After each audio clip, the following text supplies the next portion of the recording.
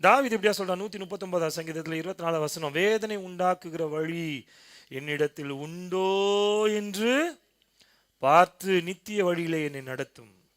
இன்னைக்கு ஆண்டவர்கிட்ட கேட்க போற, ஆண்டவரே என் குடும்பத்துல வேதனையை கொண்டு வர ஏதோ ஒரு காரியம் எனக்குள்ள இருக்குதா, அதை என்னை விட்டு என்ன பண்றேங்க எடுத்துட்டு நல்ல ஒரு காரியத்தை கொடுக்க போ. இன்னைக்கு ஆண்டவர்கிட்ட கேட்க போற அதுதான். இன்னைக்கு ஏன் தெரியுமா குடும்பத்துல இவ்வளவு பிரச்சனை, வேதனை, போராட்டம், ஏன் இவ்வளவு காரியம் நடக்குதுன்னா, ஏதோ ஒரு காரியத்தை பண்ணிக்கினே இருக்கிறோம், ஏதோ ஒன்று பேசினே இருக்கிறோம். இன்னைக்கு அதை கர்த்தர் மாற்றணும். நம்மளுடைய வாழ்க்கையில் ஒரு வேதனை வரத்துக்கு முன்னாடி ஒரு வேலை நம்ம வேதனை வரத்துக்கான காரியம் நம்ம தெரிந்து கொண்ட ஒரு வழியாக இருக்கலாம். நான் சொல்கிறேன், அது உங்களோட சுபாவமாக இருக்கலாம். உங்கள் சுபாவத்தை மாற்றலாம், உங்கள் வேதனை மாறாது. அது நீங்கள் செய்கிற செய்கையாக இருக்கலாம்.